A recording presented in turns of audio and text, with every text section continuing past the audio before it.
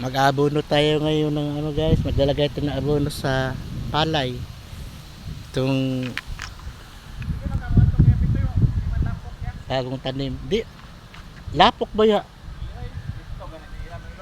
Ito lalagyan namin ng ano to. Abono. Ito guys, yung abono guys. So, ito po yung kasama namin. Natutulog dahil madalang araw pa. Nandito na kami.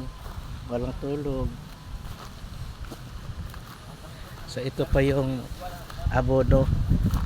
Ayan pa. Sasakyan. Bao namin. Ito ah. Merienda. Yes, magpapaakyat tayo ng santol. May aakyat. Ayun guys.